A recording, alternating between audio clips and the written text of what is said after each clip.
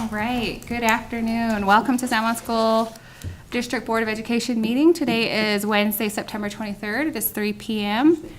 We have an attendance. Tuesday. Oh, I'm sorry, Tuesday. Sorry. I'm a day ahead of myself. Bear with me, guys. This is my first meeting that I've had to run, so if you see the flushed face and everything, please, again.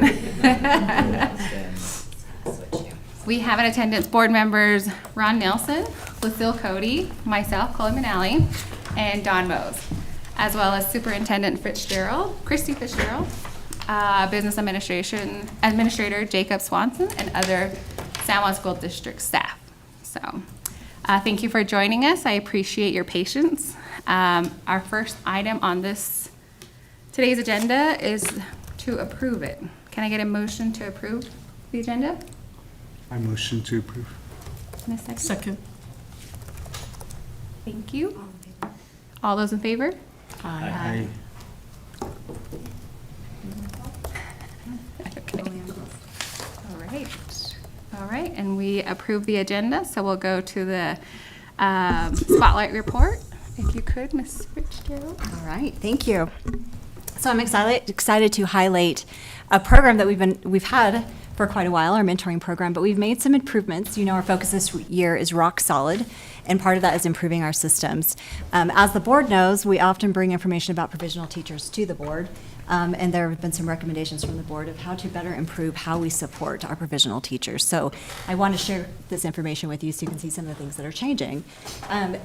You have a paper that kind of goes over this, just the mentoring overview of what we've changed. So mentors are a really important part of supporting new teachers, new school counselors, new social workers as they come into our buildings. And as we work with these licensed professionals, they need additional supports to be able to be effective. We hope within 3 years. They have 5 years on the provisional range, but we hope within those 3 years.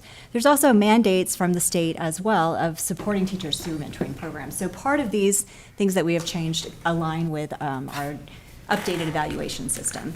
So I just want to share with you that what we've done is we've now created a master mentor. So one individual would become the mentor over multiple people. And as part of that, it allows them to have group meetings and also do classroom observations. So where you could see on the required tasks that we're training our mentors, so they're coming in and doing 4 training modules that have been created by USBE and their Canvas modules, so they could do those in their own time frame.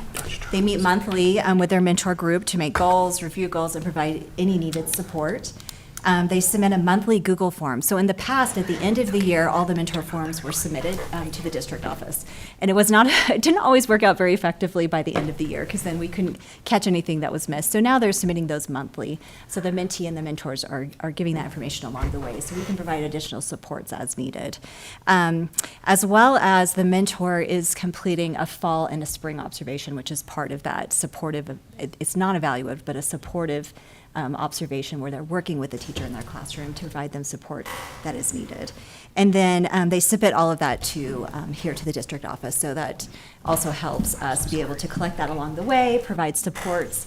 And I will say, we've even gotten emails from the mentors as they've met with mentees and been able to identify maybe systems at the school level that we need to address and improve to help new teachers as they're coming in. So it's been an exciting outcome of that already, and we're only in September. The amount of stipend that we pay them has also increased. So while this program isn't necessarily very much more expensive than our old program, it's just more effective in how it's been designed. So by being a master mentor, we're able to group those teachers or school counselors or social workers to one master mentor. So we're really excited about how the program is rolling out, and we'll look forward to see how it goes through the rest of the year. And I'm happy to answer any questions you might have.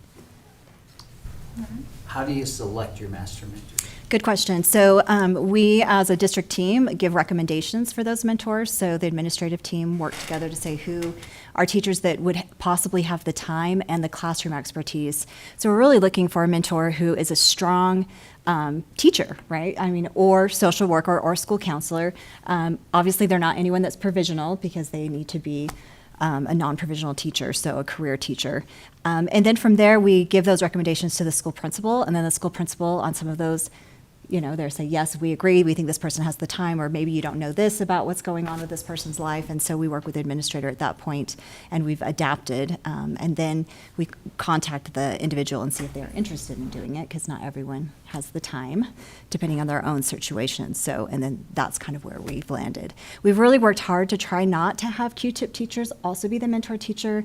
They have a whole nother layer of duties to their job, and so adding that mentoring piece on, we felt like removing that from that whole coaching cycle with our Q-tip teachers versus, having a mentor. So we worked really hard. I believe we might have one Q-tip teacher currently. And we also have had mentors, master mentors, that are not in the same building. So at one of our schools, at least, we have a very, very high percentage of provisional teachers. So in order to have a mentor, we've been able to select someone outside of that building that's willing to work with them as the mentor. Same with our social worker and our school counselor mentor. They obviously are going to serve multiple schools with that. Do you try to have so many provisional teachers per master mentor? Yeah, Have so- you set any criteria that way? Yeah, so we have between 3 and 5, so it depends. We're trying to group them by school as much as possible, so that's why that number's a little bit flexible. So if we can keep it in the building, it's always easier to work with someone who's in your building than outside your building, so we try to do that. Yeah. Yeah. I had another question. Just besides monetary, like you said, the stipend, what other supports are we providing for these mentors? I mean, that they are getting training as well. So, I mean, we have developed just a little, I would say it's more explicit than what we had in the past of, here's the clear expectations of what we'd like you to do. Here are the training modules for you to complete, and then you receive the stipend as well as part of that. So And it's year by year. Yeah, like So you said, it's 1 more year. specific. It's not just generally, you're a mentor, figure it out. Right, among your other many duties. So I think Yes, with this, okay. it's just made it very clear expectations, and that it's not evaluative, that you're there to be supportive. And I think there is some benefit as well as them doing, the mentor meetings together, because instead of having to go meet individually all the time with them each month, they can do some of those together, but then they can still meet individual needs along the way as well. And that's part of with the fall and the first semester, second semester walkthrough observation gives them that individual connection with the teacher in their room about instruction. And we have an observational form. They submit to us a Google form, so everything is digital. They don't submit to us the observational form. They submit to us the collaboration log after the observational form. So that way it's not evaluated. We don't want to see what they're observing and working with necessarily with the teacher, but we do want to know what they what the collaborative conversation was with them. And so they're submitting that collaborative form. And it's a template, so it's super easy to fill out. All of the forms are super short and just click and give this brief information. So it's not a bogged down paperwork process. So we've tried to just really streamline it so it's quick and easy. Just another comment about that. I appreciate what you said about it not being evaluative. I think sometimes there is a little bit of a hindrance with people reaching out for help because they're afraid they're going to be looked down on, not mentored and supported. Yes. Even though that's not the culture that you're trying to create, I think sometimes people just get bogged in that mindset. So I appreciate you're trying to make that a more positive collaboration.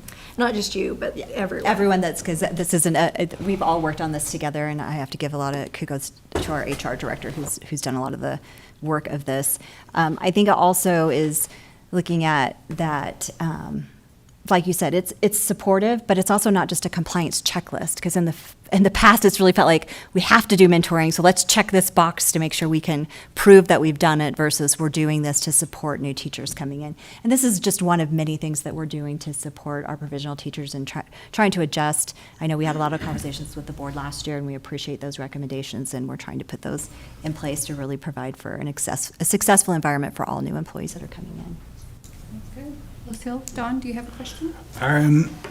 You mentioned there was an increase in funding. Was that just a year over year? Yeah, so the funding was not increased, but the cost of the program has slightly increased. So we always had funding in the past that we would put towards mentoring, and what we would do is pay a certain rate per teacher. And so you'd have a different mentor for every teacher. So they're getting this little teeny tiny stipend to do all this work. So what we've done instead is we've moved one master mentor to mentor multiple people, so that funding for each of those people goes towards that master mentor stipend. So it's costing us a little bit more, but not a significant amount more to make this program work. But what you're doing is you're saying, we can train you as a master mentor, and you can work with all of these people in a group, so the time and the compensation are better aligned, Gotcha. and to provide a better outcome. Great. Yeah. Are they on a time frame, or is it throughout the whole school year? It's throughout the whole school year, so we ask that they meet with them monthly, and then have a first semester and second semester observation. Thank you. I have a question. Do the mentors have meetings as well, where they can come together and be like, well, I mean, collaborate, brainstorm, all that as well with their mentees? So that is the meeting that they Okay. do. So the mentor runs a meeting with the mentees that are in Okay. their group. Gotcha. Thank you. Yeah. That's awesome.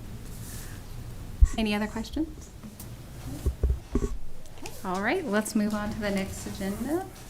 CTE National Skills USA competitors and champion. If we can have Ms. Grover come on up. Hi.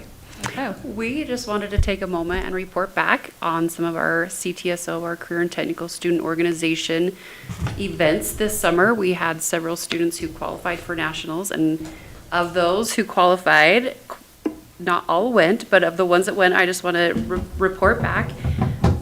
Noah Padilla from Monticello in FCCLA competed in the Community Service Project at Nationals, so he represented Monticello High School there. From San Juan High in FBLA, so the business organization, Magenta Crane competed in job interview, and Coley Cross competed in future business educator. So we're really hopeful we're creating a future educator for our district. And Faye Flannery from ARL competed in exploring public speaking. And in Skills USA, we had 2 national representatives. We had Camille Dowley, and she competed in prepared public speaking. And we had Elsie Grover, who competed in extemporaneous public speaking. And it is my honor and pleasure to let you know that we have a national champion in our midst.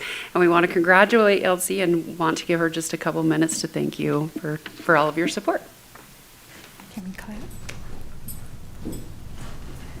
Hi, my name is Elsie Grover, and I go to school at ARL Middle School.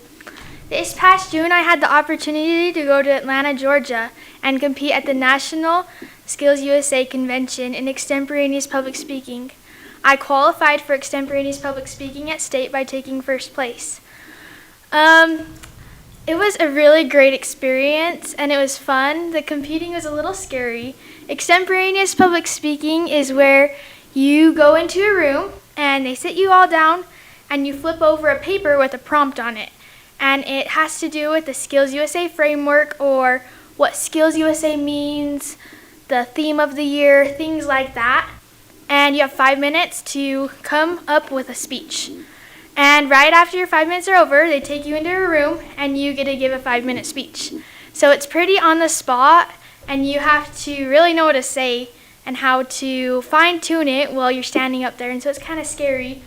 But it was a great experience. I had a lot of firsts. I've never been on a plane, and I went on a plane, so that was fun. We did a lot of fun things. We went to a baseball game, went and visited lots of places. Atlanta's a big place. That's probably the biggest place I've ever went, with lots of people. It was kind of crazy. There's lots of people, and we did lots of fun things. And I just had a bunch of new firsts, and I got to be a national champion, and it was a great experience. Thank you all so much.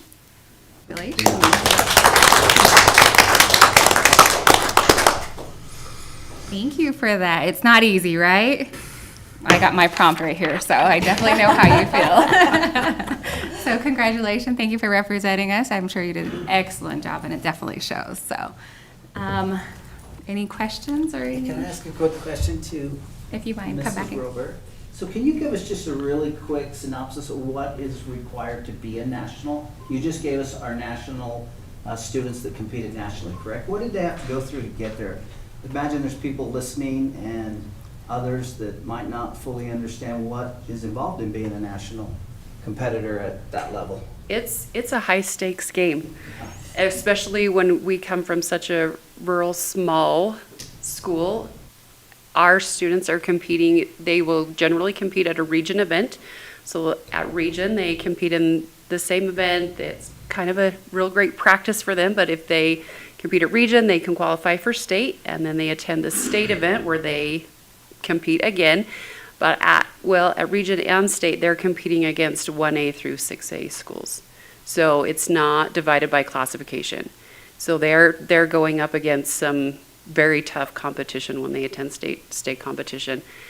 And one real thing that makes me so proud of our students is that for a lot of our bigger schools, the competitors in CTSOs, like that's their jam. That's what they do. That's what they live, breathe.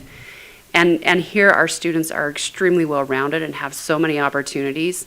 The same student that might be competing in extemporaneous is also a member of FFA and on the student council and on a basketball team. And they are doing so many things. This isn't their only one focus, and they're competing against students that practice year-round for this one event. So it's a huge accomplishment for our students to be able to go to that state level and compete against very, very tough competitors. And the opportunities for our students to be able to start in middle school and progress through really gives them a leg up as they continue throughout their high school career to be able to do so. And so once they go to state, if they place 1, 2, or 3, then they are qualified to attend nationals. And they fundraise and work their little hearts out to be able to get there. So it's a big accomplishment. Yeah, my question is, are there other middle school competitors, or are we kind of unique in that, in our? We are very unique, especially for rural districts. There are not very many rural districts who have middle school chapters. They are dispersed throughout the state. There are quite a few, but not very many from rural districts. Okay, thank you. Yeah. Okay, thank you.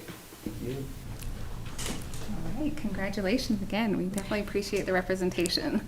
We'll move on to our next item, which is the, We'll just come right back up. yeah, please. We met with our CTE teachers this fall, and each fall when we meet with them, we ask them to go over their spend plans, and everyone's phones are going to go off, all the drills. We asked them to go over their spend plans, make sure everything that looks good, and we had a health teacher at San Juan High that had a couple questions about distance ed. This is something we hadn't looked at in the past, that if a distance ed teacher is broadcasting to another school, and those students would have just making sure that they're aligned district-wide.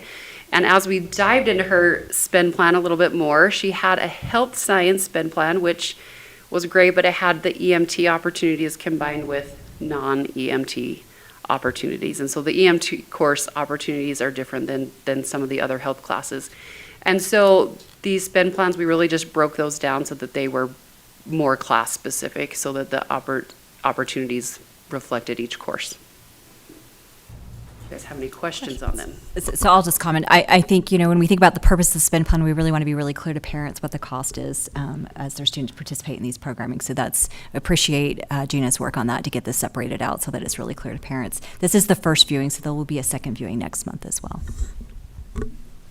Any other questions?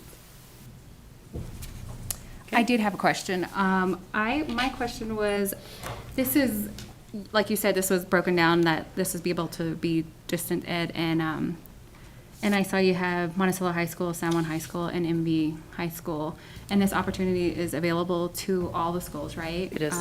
The only one I didn't Well, see- the EMT is not available at Navajo Mountain right now, specifically because of the physical labs Right. that have to be approved. And I don't see White Horse High School either on there. Oh, it's there. It should be. Oh, yeah, the first one. Okay. Gotcha. All right. And that was just my only question, was it is available to the ones that are Yeah. listed. Okay. Thank you. All right, thank you.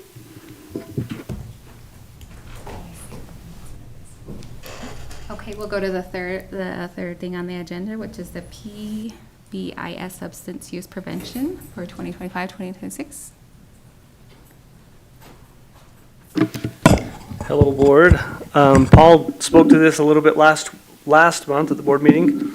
But the PBS plan, Positive Behaviors Plan, is part of Utah Statute 53G-10-407.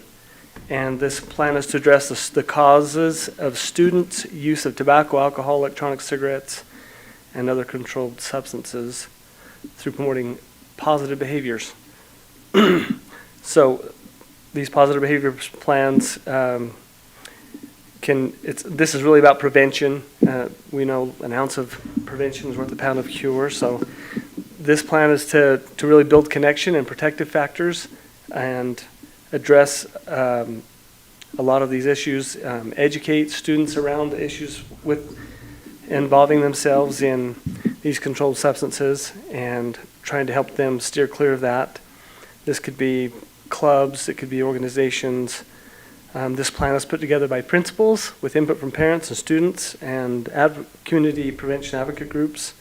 They can gather this input through surveys, phone calls, emails, and collaboration with local prevention coordinators.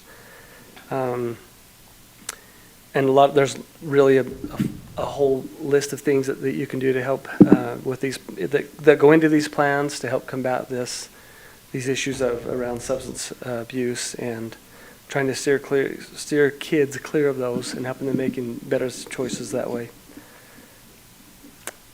And that's basically what it is. Question? I don't think you'll see later in the agenda that you'll have opportunity to look at the plans for Monument Valley, San Juan High School, and Monticello High School. If you haven't seen those already. I do have a question. Okay. It's just what is BOTVIN? BOTVIN Life Skills is a curriculum that's come about with a lot of our health classes from the state, and it helps to teach the kids some of these pro-social behaviors and some of the dangers and things around these bad coping. You know, a lot of the times kids are using these things to cope with other challenges in their lives. But that's what BOTVIN Life Skills is a curriculum. Thank you. Any other questions? Are you finding these programs successful from your point of view? Yeah, absolutely. Any of these groups or clubs or things that can fit, sometimes kids are involved in sports, so they're pretty motivated anyways to stay away from things, and they have a connection to a group or a team or something. But for other kids who are not as involved, these types of programs are super important.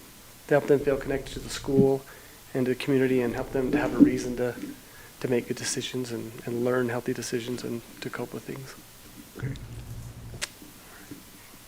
I did have a question as well as a comment. My comment was, I love how you had for Monticello High School that a student body president was involved in this as well. So that definitely gives us a different perspective, so, as opposed to just the adults looking from the outside in. So I really appreciate that.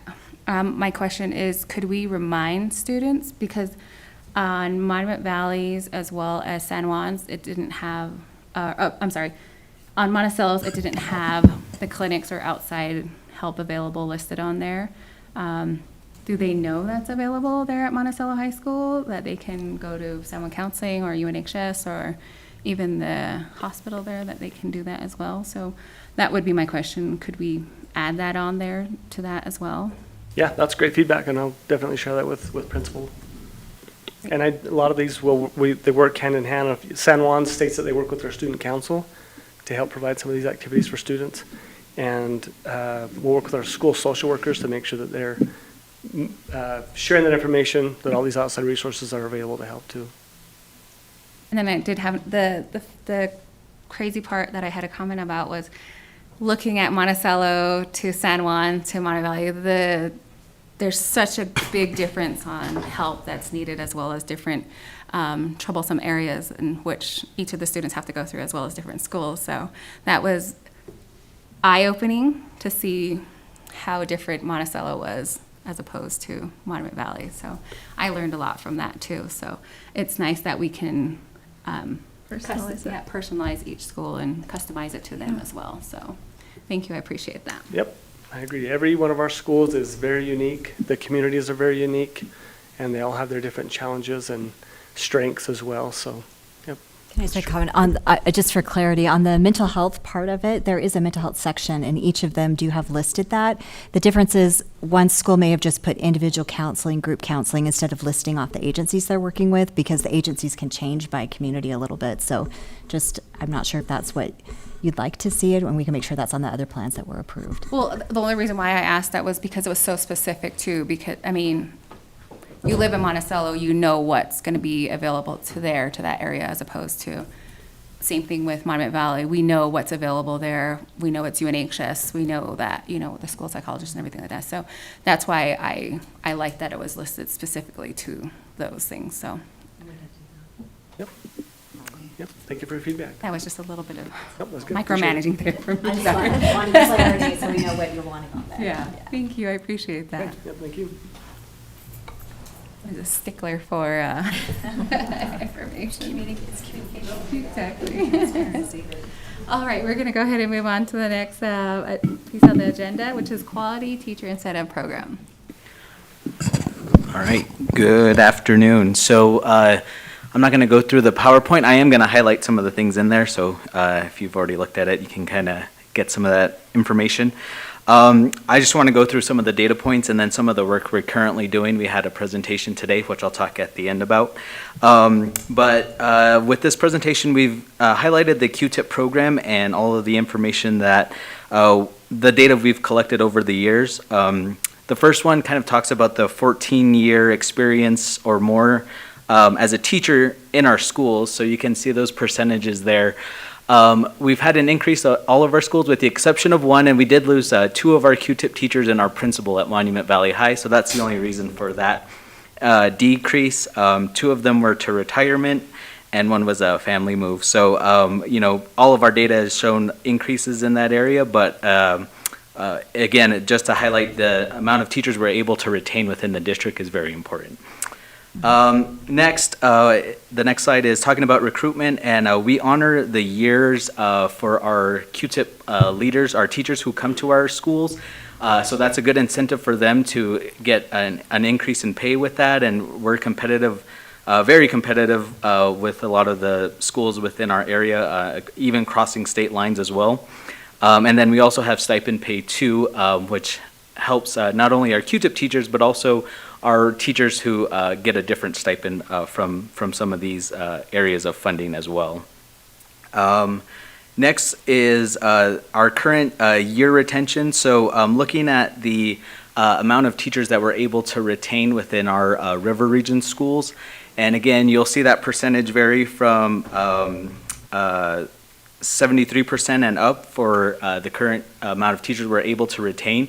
Again, the only dip was Monument Valley High School with us losing those 3 individuals, but all in all, we're able to keep a lot of the teachers we're having, and having those percents in 90 and up is pretty impressive, and I think a lot of our schools are kind of reflecting on this is a good place to be, and getting a lot of the supports from our school administrators, but also the district as well. So I think those are highlights for teachers wanting to stay within our district. The next one down is the number of Native American teachers in our river region schools. Oh, sorry, it's the next one down. And I'll talk about some of that data that we passed. Again, looking at this one, we see that all of our schools had an increase of percentage of Native American teachers within our school. And again, that's very important for the students that they service. So I think, that's just a highlight for one, the teachers that we have and are able to recruit to these areas. And then also, it's in addition to that, the slide above was talking about our pipeline of getting paras to become teachers, and then also working with different institutions within our area, college institutions, to have those individuals get certification so that they can stay within our communities and our schools as well too. So those work hand in hand with the ability to get teachers, but also to get new ones, and then keep those ones who are within our schools staying within their community and growing from para to teacher, and then also teacher to administrator, as we have in one example for Monument Valley as well. So I think those are some highlights from the Q-tip program. In addition to that, just speaking to some of the coaching that we had today, we had intentional design, which is one of our consultants working with our Q-tip teachers. So all of them were there at Bluff Elementary School in our training room, and we talked and had an emphasis on coaching and how we want our Q-tip leader teachers to support their peers within their schools at all of our sites, the 3 elementaries and the 3 high schools in the River Region School. Again, the emphasis was looking at how they can build systems within their own schools, working with their principal, and taking on those roles as Q-tip teachers to be leaders as well. getting that feedback in a different way, not just evaluations, but peer coaching and looking at it in a different lens. And then also looking at ways we can increase peer observations where they're allowing to see their colleagues in action and getting tips from that. So kind of coming full cycle on how we can best impact student learning by working with our teachers and having this program being the driver of some of those initiatives with the funding that it provides.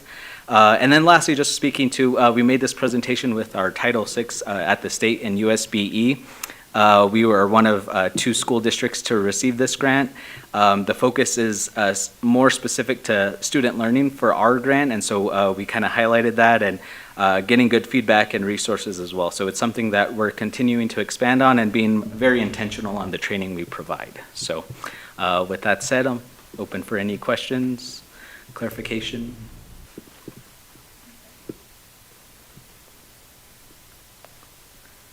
That means I did good. Just kidding. I was going to make that comment. The fact that you don't have questions, you did a good job presenting, so thank you.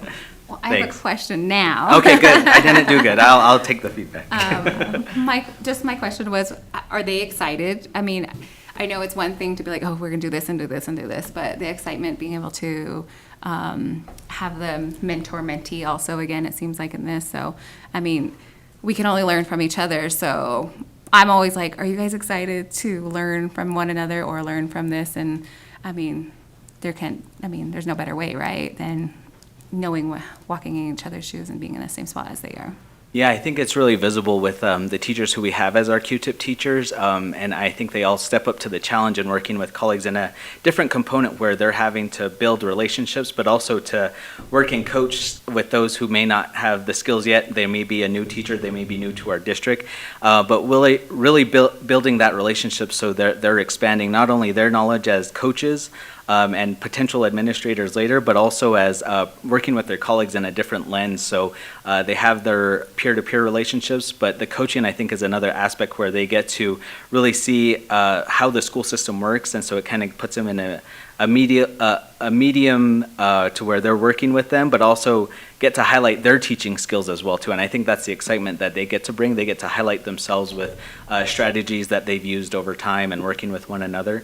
And I think the real exciting thing is when we all get to come together. We only get to come together twice in a school year, but I think when we do have those times to work with our all of our Q-tip teachers and our consultant, we're really bouncing off ideas, very open to what our barriers are and how do we address those. So it's always solution-based and next steps. So I think that was some of the exciting work we saw today.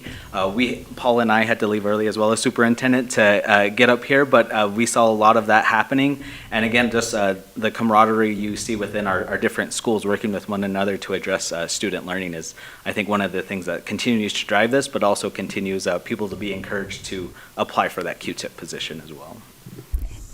Can I just add one thing? So just thinking about the room today and the fun that was happening there and the learning that was happening, and you look around that room, this program's been going for 9 years, and every one of those schools except for one has Q-tip teachers that have been doing this for 9 years, working with that group of Q-tip teachers. So that's a pretty good amount of time to get to know each other, to work together, to share ideas and progress. And so it's really exciting to see that happening. Well, and I was going to say, personality-wise, too, you have a lot of teachers, I mean, as natives, we tend to be really quiet. Not me, but other people could be really quiet. So that's always nice, too, that they can get together and the camaraderie is there, so. Yeah, and just to speak to, I think we have a lot of specialization. We have elementary up to high school. We have some in a math focus. We have some in an English ELA reading focus. And so I think coming all together, we get to see those different highlights and a lot of experts in the room. So just a thanks to them for taking on that role, but also being able to share with everyone as a team.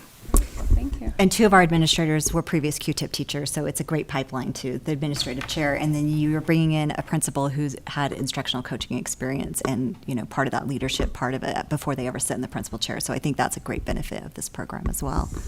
Definitely. That's something I would add is, you talked about our percent increase in our Native American teachers, but there's probably a pretty good percent increase in our Native American administrators as well. And you just mentioned it, that this program has played a role in preparing those teachers. Definitely.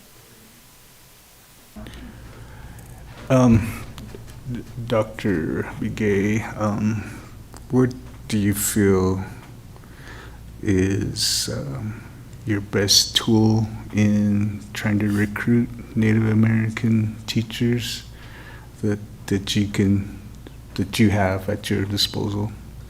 I think there's a few things. I think one, I'm trying not to name names here, but within our district, I always highlight the things that we do well and have that support. One of the things I said to our New Year teachers who came in was that, you're going to see people in your classroom, and then I paused and I said, and that's a good thing because that's the support you have from your level of your school, but also the level of the district. And if you're a CTE teacher, you're going to see the CTE director there. If you're a SPED teacher, you're going to have the specialist and the director there. So I think those levels of support are something different than other schools that I've been associated with in other states. Usually when someone's in their classroom, it's punitive. So I think it's not that way, and I think that's one of the things I always highlight when we're talking with teachers. And it's like, if you don't know, or if you're looking to branch out and getting a different certification, we can help you. We can take you in as a student teaching and get you paid. So those are different things that I think we're talking with people to come to our district. They're excited about that, and then when they get here, they see that level of support. But I think that goes to speak to our teams and the systems we're trying to build within our district as well too. Great. I appreciate your enthusiasm. Thanks. I have a question. So do our long-term paras in our schools or our sub-teachers, do they get interested into the program? Yeah, I think we have a few, and superintendent's going to know the numbers better than I am, but I know that we have some who've gone through that pipeline, were paras and are teachers currently, and then I think we have some who are starting that process, and I know that there was some exciting information today to kind of continue that work as well too. So I know there are some. I don't know if superintendent wants to speak to the numbers. Sure. Well, I mean, in this presentation, you can see what we reported to the state with our NYCP grant that we have. We currently have 12 paraprofessionals that are part of that grant that we're paying for their schooling through that grant for them to become a teacher. So, I mean, that's a pretty significant number. We always try to recruit within. So even thinking about, for example, we've had a difficult time recruiting special education teachers, and the state has a pathway for that. So we're trying to recruit locally to say who might be interested in that already has a bachelor's degree and then just needs to do the special ed pathway through the state. So that we're always looking at that. And so I think that's given us some really great outcomes. We just found out today that we will have the opportunity to participate in another grant that is a pipeline grant for teachers. So that's something that we'll be working on as well with NYCP will eventually be going away. So we've got another path for that. So it's exciting to see our local teacher pool and us being able to retain. Also, we're recruiting more from the community, so they already have, connections to the community. They understand the community. We have the language component in some of our communities, as well as they already live in the community. So some of that housing pressures have gone down a little bit as well. Well, thank you. That's exciting to see and hear too eventually. So, any other questions or comments? Thank you, Dr. McGee. All right, I'm going to stay here actually, because I spoke too soon about not having to answer questions. I opened that can of worms for you, sorry. So if you want to go ahead and speak to the next. All right, yeah, and I'll give some time to Paul as well too. So just looking at the highlight of our TSSA, again, these are fundings that we have for each of our schools, and just to kind of highlight some of the secondary usage in some of our schools. Some of it's used towards, making sure that students are passing classes. So it really having that intent of that's a goal that they can monitor and have data for. That feeds into instruction. Another one of our schools looks at positive behaviors, and then in addition to that, providing for the SRO. So some of that funding for this TSA goes towards that with some of our schools as well. In addition, other schools look at attendance, looking at increasing scores, and again, just looking at reading levels is a big thing, literacy in both mathematics and ELA, English. So again, not to go into each plan specifically, that is kind of an overview of what secondary schools are using this funding for. And I'll turn it over to Paul and can talk to this. For the elementary level, we also look at paying for personnel, whether that's paying some teacher contracts, Q-tip stipends. We also pay for paras, and then we pay for software programs to help with learning and mastery of content.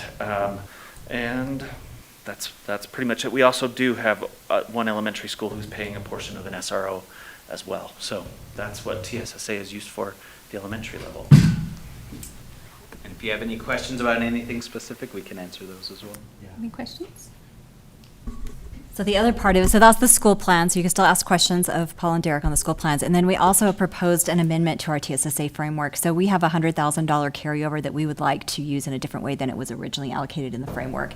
So this $100,000 would be used for school improvement initiatives, building MTSS systems on the school and district levels. We have a district team to support that, and then based upon individual school needs. We would also really, as we think about school improvement, looking at the systems for our targeted school improvement. So we have different groups of students that have been identified that are not achieving at the same, above that 5% rate. So we've been identified in almost all of our schools for that, and that could be considered TSI, which is the initial entry, ATSI, which means you bumped up a little, you haven't moved out of it, and then we have 2 schools that are in CSI for those populations. So this funding would give us just a little more funding to help support those school improvement initiatives and MTSS in the schools. So we're asking for the board to approve that today.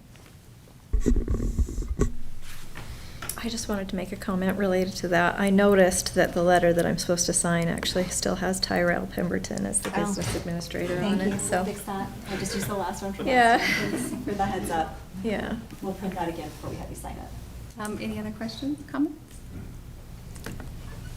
Thank you for your support. Thank you. I had a whole bunch of questions, but that's okay. Come back. Oh, no, they're very specific. One of my questions was the software, utilizing what we have already. Why aren't we? Or is it just continuing on with that? So for one of our schools, it's IXL licenses that Okay. they've used in the past, so it's funding for that.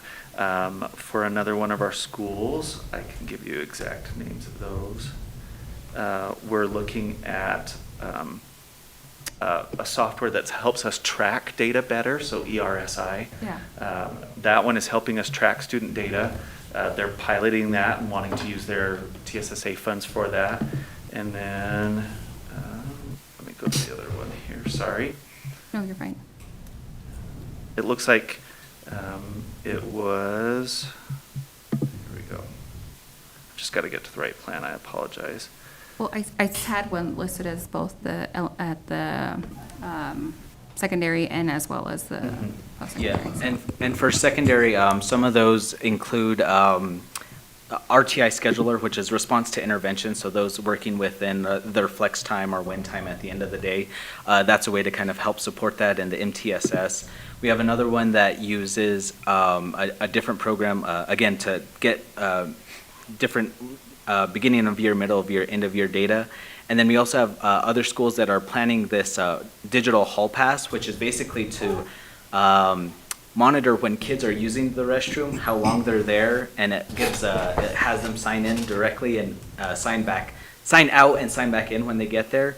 So if there's any behavior things within that time, it gives the administrators there a time to kind of track that and kind of narrows down who may have been done something that they shouldn't have. So these are different initiatives. A couple of schools are using that. Another school is going to pilot it as well. So those are some of the software things at the secondary. Okay, I just didn't, using tracking the restroom, that would be something different for me, so. Okay, thank you for answering. No worries. Thank you.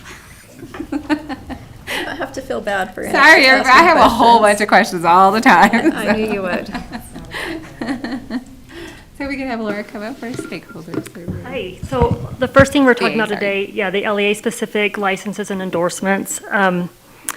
These are issued by the Utah State Board of Education at the request of our board or a district's board. They are temporary licenses and endorsements. They are only valid within the district, and they're used when other routes are not possible right then or unattainable. For our endorsements, it's typically used while an employee is working on the coursework for that endorsement. If an employee is issued an LEA-specific license, we are required to create a professional learning plan for those employees. So for those of you that have been on the board for a while or have seen this list before, I hope you are noticing and celebrating how short it is. And also highlighting that there's only one person I had on this list requesting an actual license. And just the end of last week, after I'd already uploaded this, I learned they received their associate level license. So we're not even really requesting any licenses this year. And while I was sitting here just now, I got an email from an employee that they got their endorsement. So there is progress being made on these things. So if our requests today are just for endorsements, we won't be needing any licenses. And like I said, this permits educators to teach these specific classes and be considered highly qualified while they are working on earning their endorsements. And I don't know if I mentioned, these are only good for 3 years. Any questions, comments? We're heading right in the right directions, recruiting and keeping. I was and really retaining. excited Yeah. when I finally went through everything. I'm like, I'm only putting one license on here. And then I met with her yesterday because she's in our Apple program and she had just received her license. So it was exciting for me to not have any licenses I needed. That's exciting for So- me too, because it means we're making progress. Thank you, Laura. Yes. If you want to go ahead and jump into the next. Yeah, so stakeholder surveys, we met with our principals last school year and discussed the change to our stakeholder survey process. We are wanting to change the frequency and the questions that we are sending specifically to parents about their student's teacher. So this format would be a triennial survey, and it focuses more on growth and expectations, and also asking, how can I better support your student's learning? It's much more positive feedback and actionable feedback, so things the teacher can actually work on. This would not be anonymous because we need to know who the student was that they need support. So it would not be anonymous like our surveys have been in the past. The format for the student surveys and surveys that are completed for principals and district administration has not changed. These are the same thing we did last year. Some of the questions were tweaked just a little bit, but they're very similar. We're trying to keep these short and, like I said, and actionable. We want to get some actual constructive criticism, feedback, things we can work on. And this is aligned to the new evaluation system. Oh, yeah, So this sorry. is, the model of the evaluation system has changed. So if you look at the state model, they're looking for how do parents give actionable information to a teacher to improve outcomes for their student versus just saying, this is what I think about the teacher. So And- that, and- if you wanna Thank speak you. And to a that. number of the questions are very similar or in line with the model surveys the state has created for parents or for teachers and principals. Any questions? Yeah, so when would be middle of the year? When would you administer that? I think that'd be in January, February-ish. We haven't sent the beginning of the year one yet, so that would need to be done as soon as possible. And none of them are anonymous all the way through middle year, end of the year, they're all, It's asking for specific, how can I better support your student? So they'll need to know who the student is. I think there has been occasion where information gathered through this has been somewhat, maybe at least somewhat a part of non-renewal. And some of that list and decisions, this wouldn't play any role or have any bearing on any of that in any way. You wanna speak Or to would that? it? No, you can answer. I don't know if So have I think it still can. I think this still can be part of the evaluation process. You know, as an administrator, I would look at these responses and say, this parent is saying, here, what's the best way for you to support my student? And if that seems like something that should be happening in the classroom, and I'm working with that teacher on that as well, and then that's not happening, that could definitely be seen as a deficit and used in their evaluation. Or what I would hope would happen is that the administrator's looking at this as saying, oh, this is what the parent is saying, and I'm seeing these teachers working in the same way to support the individual need of the student, and that also can give positive feedback for a teacher's evaluation as well. So I think what it's done is removed some of that, maybe, I know sometimes we get some very specific things from it, but a lot of times when we would go back and look at that data, and I think that's why the state moved the model, is that it's either, I love this teacher, this is the best teacher in the world, or this teacher makes me so mad, and here's what it is. It's, most of that is not necessarily actionable. It's giving you a mood about the teacher. So I think that's maybe why the state models move this way. But I would still think that this data could be used in an evaluation process. The evaluation system has changed to be more growth-centered. They're looking at things to improve on, so this aligns directly with that. Well, and I also noticed that you've got different layers. You've got the parent surveys, you've got the teacher surveys, you've got the principal surveys, you know, how is this director supporting me? All of those things. And I think that all can be positive. because it's giving you chances to say, how can we all succeed How can we improve? all the way up?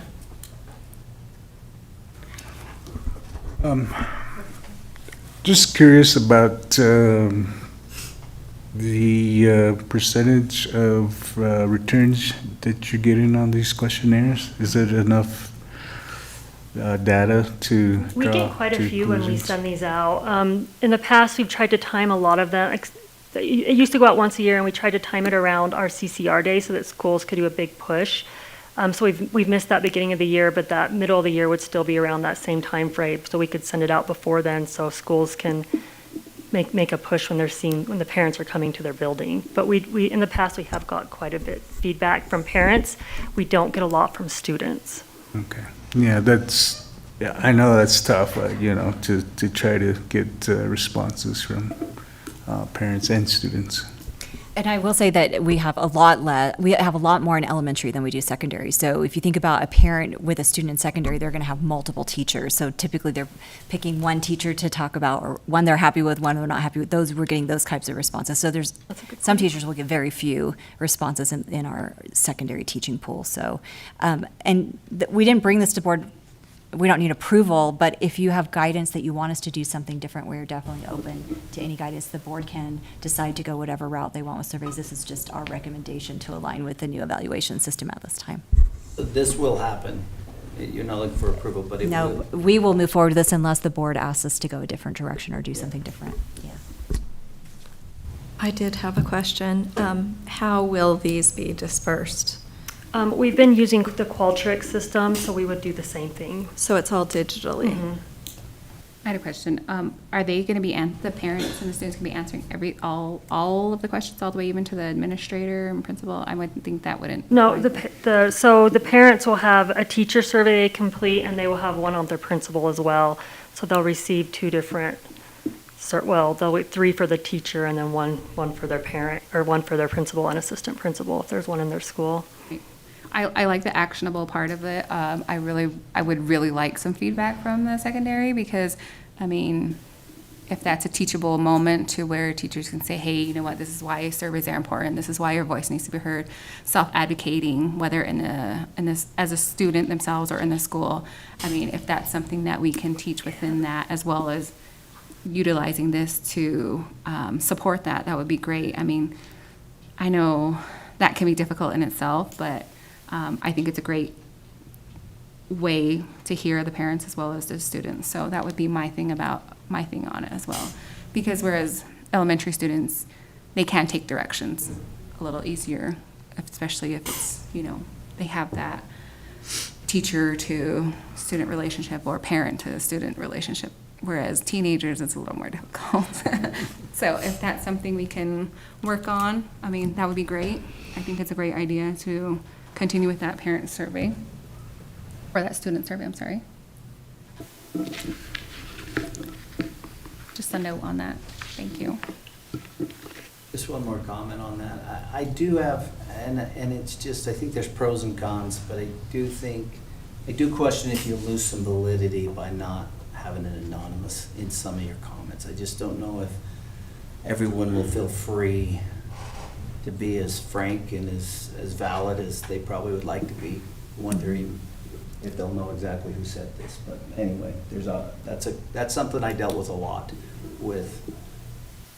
Is there any retaliation? Is this going to come back? Is this going to cause any? But anyway, I think there's also some pros to the other way too. So it's just kind of a.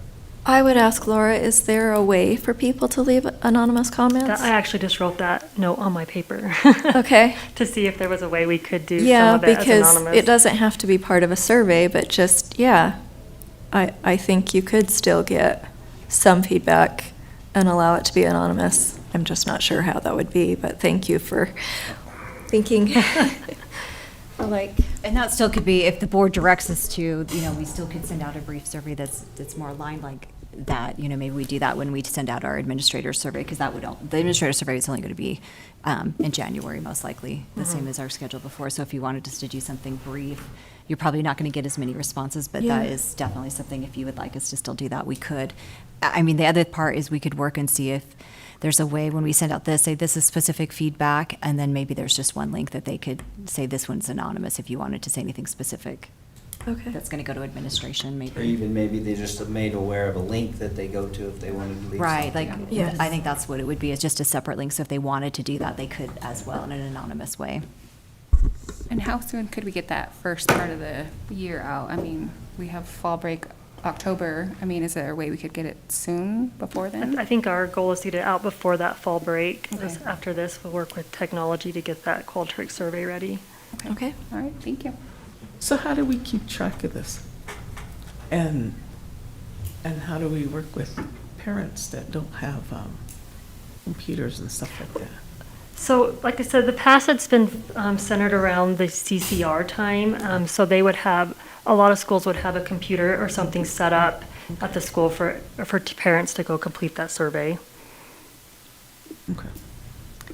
I think my problem is always with notification. I mean, one of our biggest thing, for me as a parent, one of the biggest notifications that I always look for is social media posts, of course, and saying, can you do this, or so-and-so, this is going to be going on, and that would help. I mean, there's no excuse to be able to not have a computer or not have a phone. Everybody has Facebook. Again, that's one of the biggest things that where we get stuck at is if you have Facebook, you have time to fill out a survey, and there's that availability to do so. So, I mean, if we can have a generalized announcement, I mean, I don't know if that's something that's doable, or is that pushing it, or? Yeah, we can push this out through our Thrill which post all the schools' social media as well. And then have the link there. So they will only be able to complete one per student. So in Qualtrics, we can set that up so that they're just completing the one survey for their student that's assigned to that class. So like secondary, they would be able to do that for all of the teachers. But yeah, there's ways to set that up. And then of course we'd want to advertise it. And looking at CCR Day being a good day to do that, in the future we can roll that out at the beginning of our first CCR Day and have the plan for that in the future. And we can look at the calendaring of this and look at that as well.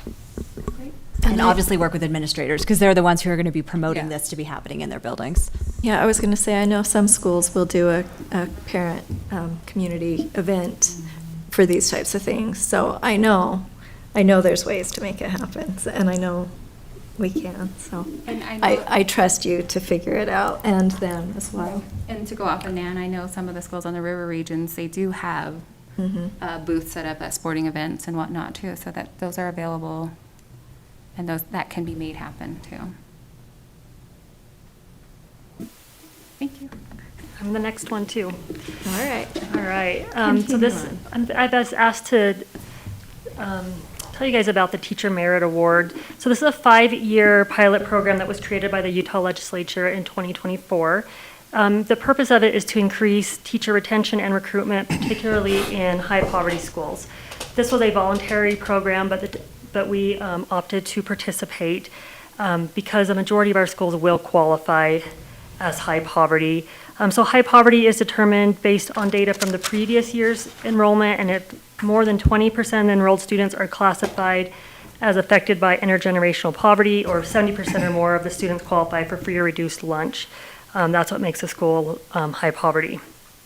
So the system has 2 stages. The first stage is the district creating its own Teacher Merit Award system to help identify our top performing teachers. So we had to align our program with the guidebook, but we were able to choose our weighting and things like that. So our plan consists of student achievement growth weighted at 75%, professional evaluations weighted at 20%, and a parent survey rated at 5%. The student achievement growth is based on state tested subjects. There is a complexity in doing non-state tested subjects and determining student growth, so we did elect to do state tested subjects only. And then the parent survey is different than the one we just spoke about. So this survey has to be approved by the Center for the Future. They have a cool name and I can never remember it, but it has to be approved by them. And the one we are using is already created. It's short, it's 12 questions. I have a copy of it. I'll pass down along if you'd like to look at it. That parent survey would go out as well. There's 12 questions in it. So that's stage one. The second stage is the state also creates their system. And they use data from all the participating districts or charter schools to identify their statewide merit awardees. And they produce a state weighting from each of the criterion that the different districts or charter schools have selected. So the program recognizes the top 25% of teachers in the state out of the participating districts. The top 11 to 25% will get a $2,000 award, and that award doubles to $4,000 if they are in a high poverty school. The top 6 to 10 will get a $5,000 award, and that doubles to 10 if they're in a high poverty school. And then the top 5 is a $10,000 award, and it doubles to 20 if they're in a high poverty school. So there's a big payout. The awards are paid out over 3 years. They get one payout per year. Like I mentioned, this is a 5-year pilot program. Last year was the first year, and that year was just us giving our intent to participate and being trained. This year, the system will start, and it'll start collecting data, and then the next 3 years will be the years of payout. And the pilot program will end in July of 2029. Any questions? So you said they have to be in a high poverty. They don't have to be, but the award doubles if they are. So all of our schools would qualify. All of our, yeah, that some would qualify for that higher. We already participate in the highly effective teachers in high poverty schools, and we've had a lot of success with that. You all aware of it, it's the giant check. So we've had a lot of people qualify for that, so we felt like this was a benefit to our employees for us to participate. Will we be able to be very upfront in the very beginning of the school year of whether they're in a high poverty school or not, so they can know if there's no surprises that whether they got Yes. big money or not? Superintendent and I spoke about that actually yesterday of getting that notice out to teachers this fall, so they will know if they qualify this year for the highly effective teacher award. But we don't have this year's data to let them know about the TMA for next year, but that's our plan going forward, is to let Early as schools possible know. to let them know. Any other questions? No. That was a lot of information really quickly, so. Okay. Well, I like the link that's provided, and that we can read through that and kind of give us And that more guidebook details. is, Yeah. is the information we have on it as well. Okay. And on the parent survey, will it be handed like this, or will it be digital? It'll be an electronic survey. Okay. Thank you. We'll move on to our next one, strategic planning updates. Oh, it's time for the Oh, is school it for? presentations. Yeah. Never mind. So we'll do our presentations with Monument Valley High School report, and Principal Terry James, if you could come on out.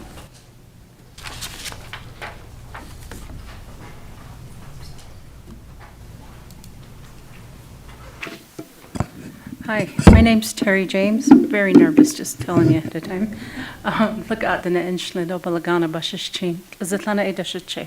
And I'm originally from Navajo Mountain, but I'm currently the principal at Monument Valley. So, do I just go through my presentation? All right. Some of the goals that we have at our school this year is to increase literacy with our students, especially reading, the area of reading. One of the other is to make sure that all our students with disabilities have, are accommodated and have the support that they need. So that is our big push this year. We also want to build relationships with the community members and the businesses in the community. So I've been in contact with some of them, and we're trying to get students who finish pathways, CTE pathways, to get first priority for summer jobs there. And I think that's going to go through, and so it gives incentive for our students to finish pathways so that they can do internships and they can be at the front of the line, I guess, for jobs. And I think one other goal that we're talking about is getting systems in place. We have some systems that need to be fixed at our school, and so just getting those fixed or tweaked so that they're more effective. Those are the major goals of the school. This slide just shows our scores. from last year, and the way I was told, if there's no negatives up there, no minuses, we're doing all right. So that's how I read it. They're all positives. So we've made gains and everything last year. One of the areas that we still are scoring lower than everybody is in reading. So that's our primary focus. You can go forward. He was just talking about I think it was Derek that was talking about the Q-tip meeting we just had today, and that's one thing that we're really focused on this year is our Q-tip coaching cycles, and getting our teachers the support they need in reading, and just teaching strategies, using ELL strategies to help with reading, to increase the scores of reading. We do have a reading teacher, but everybody decided that we're all going to help. We're all going to become reading teachers no matter what the content. And so that is the big push. The other one is just professional development for the teachers and the paras on differentiating instruction, learning what accommodations look like for our SPED students and helping them to grow and increase their scores as well. So. Some of the challenges we have is attendance. Okay, we have a lot of students that are absent a lot. And so this year we're trying some different incentives. We're doing some grade level competitions, and we're trying to get the kids to understand the importance of being in school. With that being said, we're also trying to educate our parents. This is why we need your kids in school. So we're doing a lot of parent education. We're doing this during ball games. We're doing this when they come in the building, at the store, wherever we see them. So any teacher that's out there, I saw a parent last night was talking to them about the importance of their kids being in school. So that's one thing that we all decided that we're going to do. The other one is academic achievement, and I think because of our reading levels being so low and our vocabulary deficiencies, our students have a hard time reading the tests and understanding what they need to answer. So again, that is the big push, is reading, getting our kids to read at or close to their grade level. And then we have some systems, like I said, that don't exist at our school or have not existed, or they are not very effective. So we're taking time to, as a whole school, not just me, but as a whole school, we're talking about a system. Okay, is this system working for whatever it is? And if it's not, how can we fix it so it's more effective? So that we've been working on that a lot. And one of the other big challenges we have is roads. Every time we have bad weather, there's a picture up there of a parent that took this and said, this is why my kid didn't make it to school for 3 days. You can see the water has washed out the road. So I'm like, okay. And we have a lot of students that come a long ways and prevent, when stuff like this happens, we don't have a person that goes out and fix the road real quick. So we have kids that miss 2 or 3 days if we have bad storms. So these are some of our challenges. Celebrations. We had a back to school night with TES, and it was great. We had approximately 300 people, maybe more, there that night. And we had some entertainment. We had different booths. We had a lot of different outside organizations come, and parents got to meet teachers. It was just a really fun evening and getting everybody together. I'd like to see more of those type of things, doing stuff with TES and us, because then parents come to one place instead of 2 different schools. And we got a lot of good comments from parents about that, because they said this is where we got to see every teacher in one place instead of running between the 2 schools. So it was good. CCR Day, we had about 120 people show up for this one. We used to combine this with our parent-teacher conferences, but this year we took that out and we just did a straight CCR Day. We had some organizations that came and talked to parents and students, and we all thought this was a good start for CCR. Got a lot of information out. We had a lot of parents that came back to me and talked to me about pathways and is my kid in a pathway? What pathway are they in? That type of thing. So they got to learn about this. I think JJ was there giving out information on that. And then this year we've seen a increase in students signing up for sports and clubs. So last year I think we had like 11 football players, maybe 9 sometimes on an 8-man football team, but this year we have like 25 boys out. So I don't know what it is, but we just got more kids joining, and it's great. PLCs is going, I think, really good. We have 2 teachers that have really taken the lead, and they are our Q-tip teachers, and they run the PLC. I just go in and start it and kind of sit back and be the support, and they've run all the PLCs, and they're talking about student growth, how we're going to do this, and there seems to be a lot of buy-in from all of our teachers. So that's a celebration. And the last one I put up here was all our staff have really embraced our vision and our mission, and I really haven't had to push anybody to do anything. They're just on board and working together, and I see a lot of collaborating between teachers, and they kind of are talking about what they need to do in their classes to support the 90-day plan and reading and math. So that is the goal. So that's the celebrations. And these are just some pictures, the back to school night. Our bus drivers, all our bus drivers decided that they would do the cooking, so that is their booth right there, and they did all the cooking for us, while we teachers got to do everything else, so we didn't have to worry about that. Our seniors had a sunrise activity, so that's the 3 in the middle. We had the Apache Crown dancers doing entertainment the night of back to school night, and then a couple pictures of our cross country runners, and then I think she is our school princess, and that's Joe Tahani with his group. So that's my presentation. That was it. Any questions? Just the comment, I really like the collaboration with the whole school regarding reading and other programs.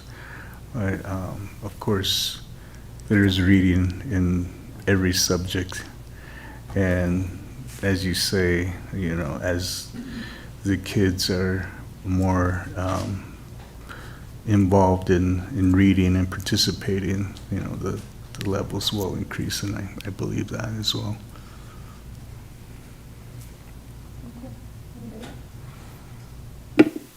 I did have a question. Can you please explain the systems which aren't working and where changes need to be made on that? So let me give you an example of a system that we wasn't quite working, and that is actually how the buses go in the after school. So during the safety meeting, I attended the bus driver safety meeting, and I said, we're having traffic jams out here in the front. We need to fix this. There needs to be a system in place where it's safe for our students. So all the bus drivers came out, Conan came out, and we put a system in place. This is how things are going to work. This is the way the buses are going to go and line up. This is how this is where the students are going to come out. This is where the vehicles are going to go. And so we had to purchase some cones. We put them up, and that system's working really well now. But for the first 3 or 4 days, we had teachers volunteer to go out after school, direct traffic, tell parents why we're doing what we're doing. And it just took about a week, and then now the system is in place where buses are moving and flows and traffic flows, and everything's working pretty well. So that's one example. So that sounds like a celebration and not a challenge. Yeah. Yeah, good job. Oh, Any other questions, comments? all right. Thank you. Yeah. Thank you. If we can have Principal Amata, if you could.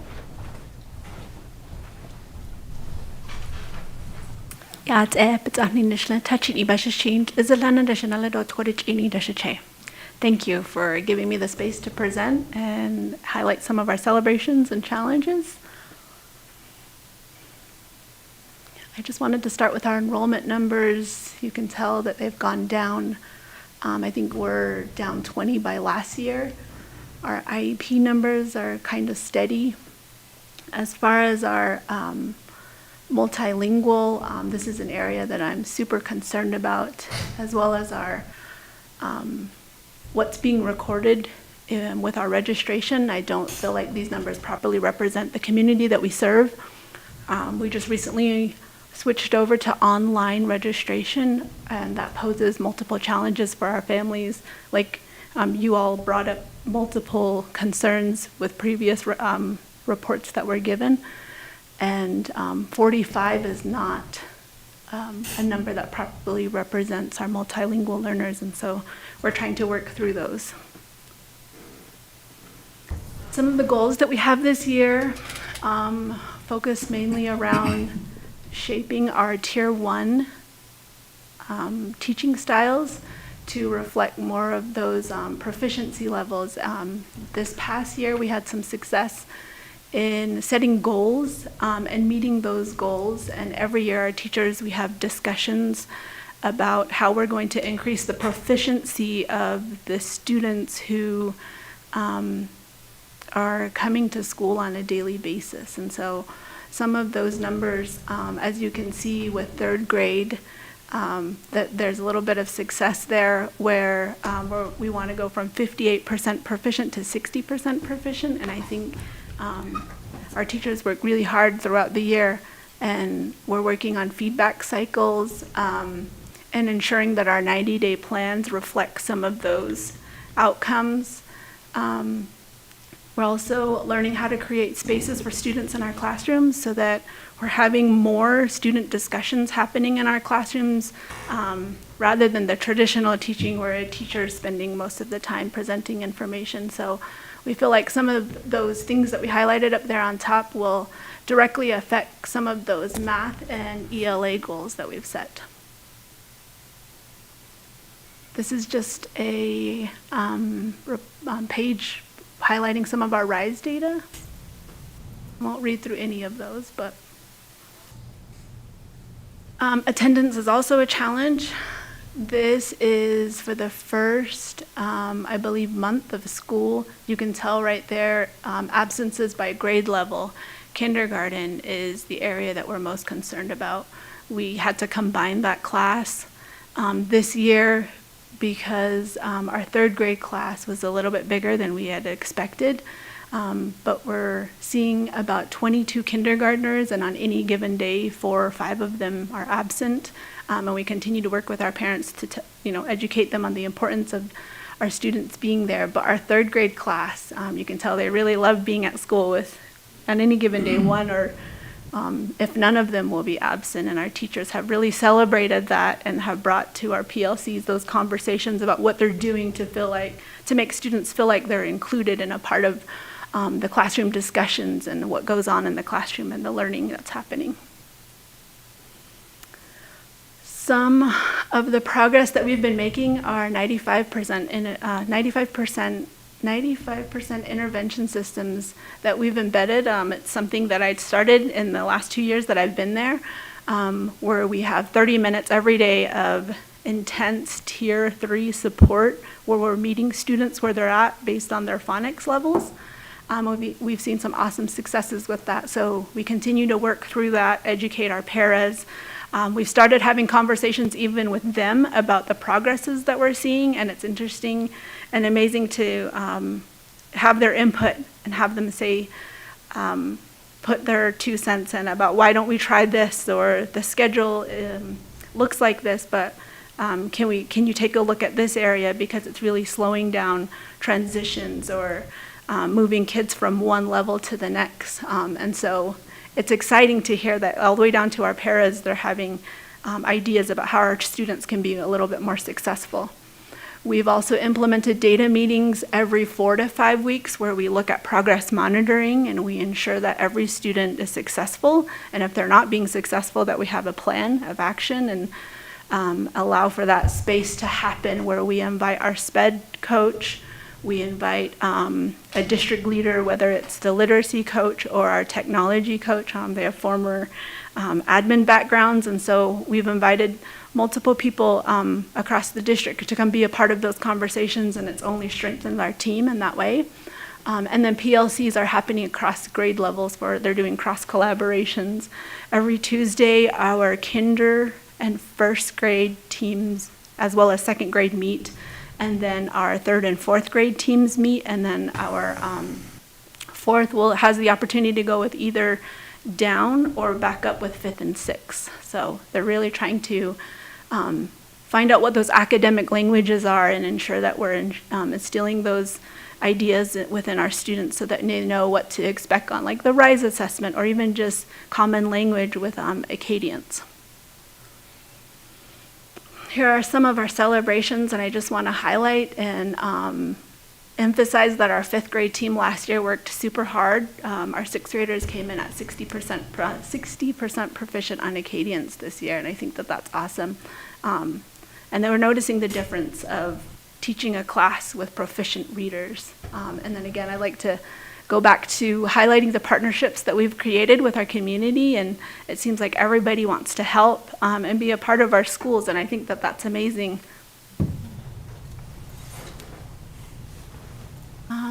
Challenges, just back to the registration issue and how we get a proper representation of those numbers that you had seen earlier. And then this will always just be one that it doesn't seem to go away, but the Navajo language and encouraging our students to speak and our parents to understand that there's a place for the culture and the language within the school and that they shouldn't be thought of as separate, that it's a success and that we need to be creating spaces for that, whatever that looks like, and we're still trying to talk through those things.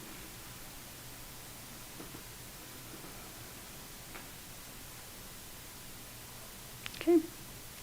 Any questions? You spoke about registration problems or issues. What have you pinpointed exactly? Yeah, so one of the ways that we get our multilingual numbers is a home language is sent out. A home language survey is sent out. And on that survey, there are 5 questions. And the first question is another language being spoken at home? Usually most of the time, if that question is answered no, for whatever reason, whatever bias the parent may have or whatever they've been told in the past, usually the rest of them end up being no. And the rest of the questions don't really focus on the challenges of being in a home that, would talk about just everyday languages. I had this conversation with a colleague of mine at my table. My husband is Hispanic. I am a first-generation college student, but the conversations that we're having in my household are based upon how we are feeling in the present moment. We don't talk about current events. We don't talk about what we've learned in school and elaborate on those ideas to create opportunities. So that's still very first language. Like, we're not elaborating or conversating on things that are happening in the world or ideas that have been presented in classrooms, and kids aren't being naturally curious and coming home with those ideas. And I don't think that that's going to happen for several generations, even for my children. They would have to marry somebody who English was their first language, and that wasn't the case for myself or my husband. So sorry to bring that back to a personal, but I imagine that those are similar conversations that our families are having and struggles that they're having. Is these conversations are very basic. They wouldn't refer back to, the channel in British or, in England and things like that they're reading about, or about vertebrates and invertebrates and what the differences are, or, and I'm just thinking of conversations and topics that I've heard throughout this week that kids are being introduced to. So it's not as simple as it sounds. Is English, is another language being spoken at home? I still mark yes, because our level of understanding and what we're able to absorb and what my children are able to absorb, that's not something that's happening at our dinner table. Great. Have you talked about modifying the questions? Those questions come from the state, and it would be awesome if we could all advocate for changing that. I know that Washington State has created questions that emphasize, or like they'll target about how to identify if I'm a non-English speaker, that English isn't my first language. And so the state of Utah has the power, like we all have the power to change that within our state. Great. Great. I just wanted to note your celebration. Teachers are excited about the new math curriculum. Would you share a little bit about that? So we are piloting STEM scopes in 4th grade and 3rd grade. And some of the conversations that kids are having, and this is pretty much contradicts what I was just talking about, but math is its whole separate language, right? Kids get excited about it. And those conversations are happening with the sentence stems, the math talks, the approach that's being used in STEM scopes really gets kids to be in charge of their own learning. And so the conversations that are coming out of there and the questions that kids are asking, even when they come out of the classroom, is exciting for us. And so I think they're ready for the challenge of bringing on a new math curriculum, and our teachers are excited about like what else we could bring to our students and that aspect. Because I think, how long has it been since we've had a new math curriculum? Well, you'll be getting that to the board next Yes. month, asking, we're planning on doing a curriculum adoption this year, so you'll be shared all the pilots that are happening throughout the district. So, I mean, it's Been a while. been quite a while. I want to say 6 years maybe. Hopefully soon to change, and it will benefit all that too as well. Any other questions or comments? Thank you. Thank you. Yeah. Thank you. Oh, did you have a I question? had a question. Sorry.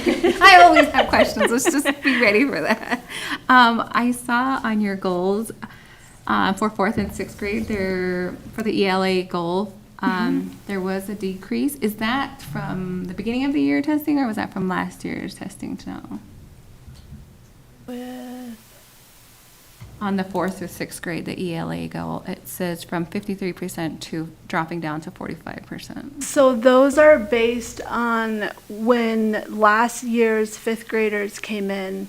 They were looking at it as a cohort. Okay. But that group really surprised us and came back as 60% proficient. And so we just talked about that in Q-tip today when we were setting our goals with the 90-day plan. And so I didn't get a chance to change that before this was submitted. So Okay. Oh, like, oh, what's yeah, going no, on? thank you. where That we was a at? good catch. And also, on your multi-language, how can we change the language, us here at the district, or here, you as a principal, as teachers, how can we change that for parents to understand? Because I'm the same way with you. I mean, and I probably shared this before, but my parents were very specific on learning English and learning it correctly and speaking it as fluently as I do, as opposed to speaking Navajo. So when I fill out the form, I'm always hesitant to say, yes, there's another language, because I don't speak it very well and it's not spoken often. So I always question whether I'm going to put yes or no on that. So do we need a parent orientation? Do we need to bring this up at CCR during registration? Do we need to explain it both in English and Navajo? Or do we need examples as to how we can, I mean, of course we can always advocate, but that takes time. It's going to come from here at the district all the way up to state levels and making that changes.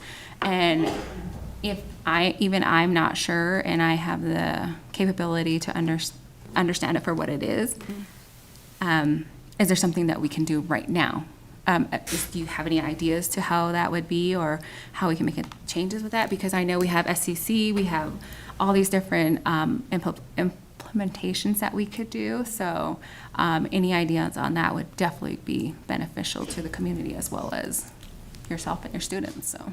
Well, I like your idea of educating our communities and letting them know that this is valuable information that needs to be answered to the best of your ability. And like you were saying, Like, I mean, I guess I'm thinking about it in the sense of what does fluent actually mean and defining that. I think it goes back to that. I don't feel like everyone's still going to have their own opinion. And I think that there's some hesitancy that comes with like being identified as a student that's ESL, or putting a label on my child and that holding them back. But I mean, it's all useful data in the sense of like an academic setting and the numbers that we report to the state and the support that we get. And so that's really my concern, is that like what can we do? And I like the idea of educating our communities about what fluent really means, or being cognizant of when that question is being asked, like I'm stopping and I'm thinking about that. Well, and the reason why I asked this, because this is not just your school or not just your area. I know one of the benefits and one of the things that we're asked is parent orientation, also at another River Region school. And one of the questions was, do our parents know what SCC is? Do our parents know what, to ask that question of a multilingual form on a registration packet, or anything of that nature. So that makes me wonder if we're missing that part of it, and if we can expound on that and definitely learn from that more. So, I mean, you're essentially, you're at the front lines where I'm kind of way in the back in the captain's quarters, you know. So you would know more about, you would be more on that. But that was something I could, we could advocate from the top all the way to the bottom, so. I think it's starting the conversation, and maybe it's just, what do you put on the parent survey, or what do you put on the home language survey? Is it yes or no, and what that really means?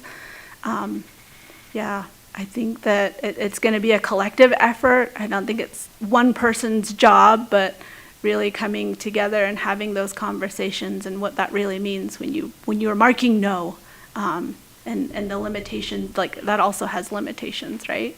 Yeah.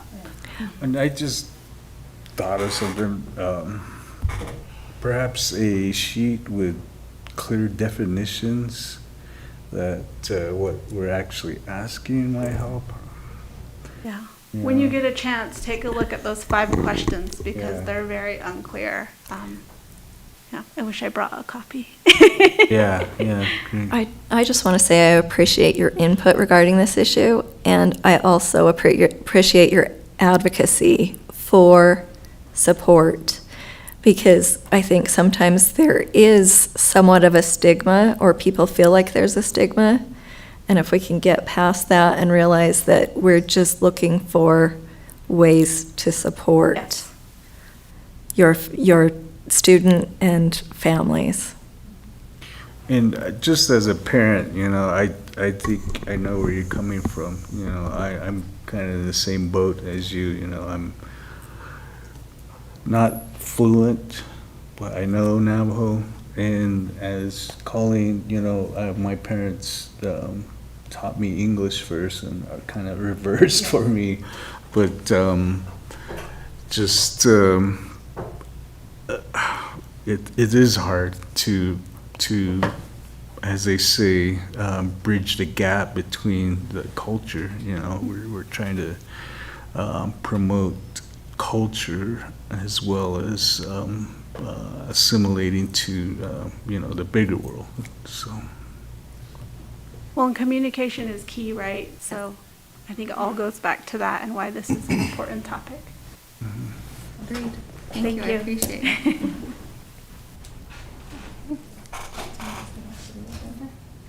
All right, since we have time still before we go on break, we are going to go ahead and leave where we left off, and that would be with Superintendent Fitzgerald on the strategic planning updates.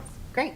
I just wanted to give you a brief update of where we are. You'll get an update monthly on our strategic planning process. So we have wrapped up the work with our larger stakeholder group and with the initiatives. It has moved back to the smaller design team on those initiatives.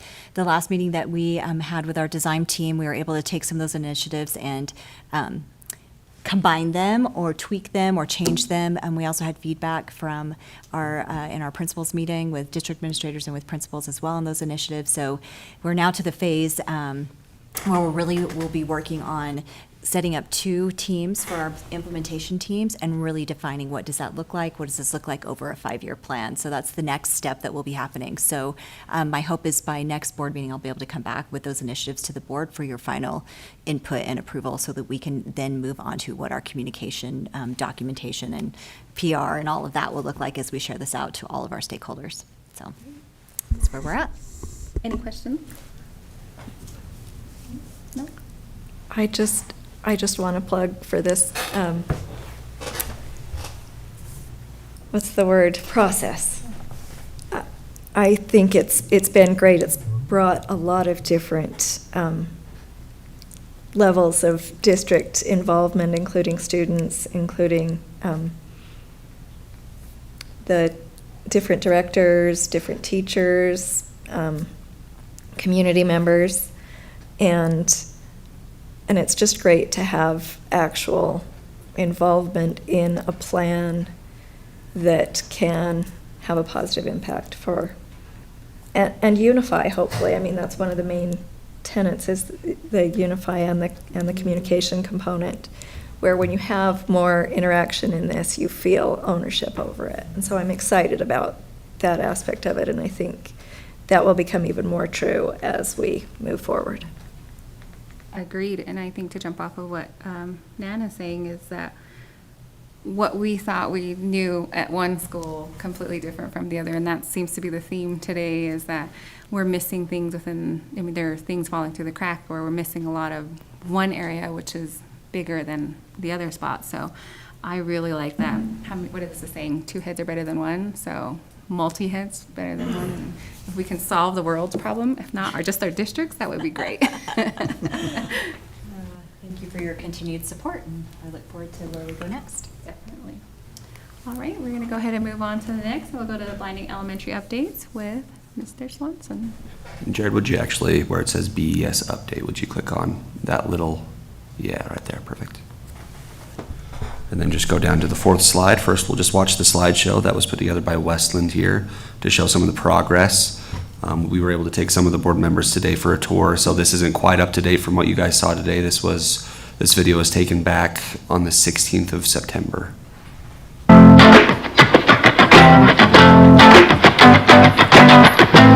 So you'll see that they put in all of the curbs and gutters, everything there is completed.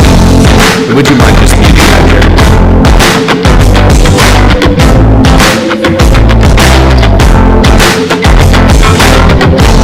I think if you go bottom left. Yeah, perfect. Sorry about that. So the curb and gutter are completely installed at this point. The retaining wall for the loading dock that you saw there on the north side of the building, that is also, the north end of the building. That's completed, the concrete support there. The ramp at the south end of the school is prepared and ready for concrete. Glass installation is ongoing throughout the school. The gym has been fully painted at this point, and a site for the mural has been located there. The site has been completely prepared for asphalt, and that should arrive sometime, hopefully this week, possibly next week, and so in the next month you'll see the asphalt being laid for the parking lot and for the roundabout at the front of the school. The masonry for the exhibit spots at the entrance have been placed. Production is ahead of schedule, as we'll see on the master plan just after this. The interior paint is ongoing, and that is nearly completed as well. The B wing and the C wing are fully carpeted. The install for the cabinets in the A wing, they should be starting today on those. And then if you'll go to the last slide on here, just a few of the achievements that Westland provided for us here. Again, curb and gutter are completely installed. Loading dock concrete is poured. Glass installation is ongoing. And it says asphalt's coming on 9/24. We heard word today that might not get here till Friday or Monday. And so either way, we should be seeing asphalt being placed within the next couple of weeks here. And then if you'll go back out there to the agenda, and then to the master. So this is an updated schedule for when everything should be completed here, some of the milestones that you'll see. Our current finish date is still somewhere in the June area, but a couple of the big notable things to note here, if you'll scroll down just a little bit more, go on to that second page. right there. The site work completion, some of that should be completed by, I think the date on there is 30th of October 2025. The rooftop, the 28th of October 2025. The rough finish of the interior, to note there, 19th of January 2026. And so the inside of the building should be completed by that date unless there are any setbacks with some of the equipment getting into the site there. And then if you'll scroll down to the very bottom of this, the substantial completion date there, May 2026. We'll be able to move in starting approximately the 8th of April 2026 with some of our furniture. So it's sometime between the 8th of April and the 12th of May is what they're estimating for the completion for us to be able to start moving in there. And I thought I'd give some updates as well. Last time we talked about the appraisal of Blanding Elementary School. My last correspondence with the appraiser, he said that he was hoping to be able to put full efforts starting in the beginning of September. He wanted to be done by around mid-September. We still haven't seen anything from him.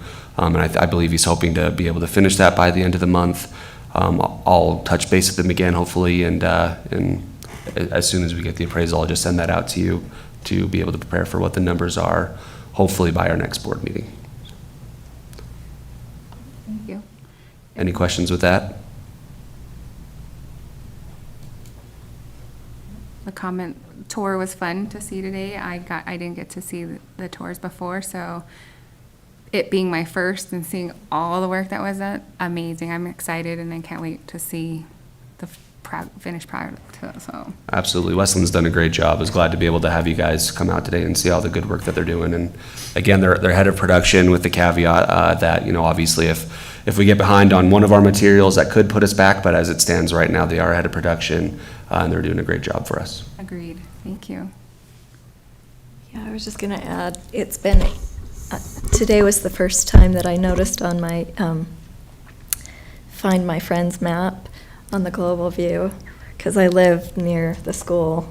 There it is on the map. So that was exciting. And yeah, it is. It's all exciting. So thanks for sharing. Of course. If you want to just go ahead and jump into the next one, the capital follow-up. All right, yep. So with the capital projects here, just a couple of things. And if you had a chance to look at the pictures there, it'll show some of the updates with the pictures. Demolition is still ongoing for both Montezuma Creek Elementary and San Juan High School, but it's nearly completed there. And beyond that, we're continuing to meet with the design team with MHTN weekly for the vestibule projects that will happen at Albert R. Lyman Middle School and Monticello High School. So not a lot to report there. Progress is just ongoing for those vestibule projects. If you wanted to look at those pictures, we could pull those up. Otherwise, if you want to look at your own time, I think either's fine. I don't think we can access the San Juan High one with permission, so maybe pull those up. Okay, perfect. Did I not grant permission for the San Juan High ones? No, we have it for Montezuma Creek Elementary, but not for San Okay. Juan. Let me see if I can change that here. I did have a question on Montezuma Creek. Of course. Festival pictures. It's not like stopping regular normal days. Everything's out of the way. Students are able to go in and out, no problem. Yeah, we've tried to keep, good contact with the administration there to make sure that they're not doing anything to delay the learning of the students there. And as far as I know, it's not. They're very boarded off the areas that they're working in. They put up big walls so that the students aren't able to even access the construction sites, because obviously that would be a safety concern. And we haven't had any reports of any disruption in the classroom, which is great. And then the same thing for San Juan as well. Correct, yes. So what are they using for access to the school, since their front vestibule is? So with the big portion of that for Montezuma Creek is happening in the back end of the school and to the side. So where they're currently accessing the school, nothing's happening with that location itself. So as far as being able to access Montezuma Creek, there's been no issues. They're just going in the same entrance that they always have. San Juan High School, we've just fenced off the area that, I think in the past, a lot of students and parents for activities are used to going into. And that, they reported at the beginning they had to tell some, make sure you're staying out of this area. But since then, in the last month or so, they haven't had any problems with people going into that area at San Juan High School. And on the interior of the building, and let me give the permission so you guys can see that, but on the interior of the building, that is also closed off, so they're not able to access that.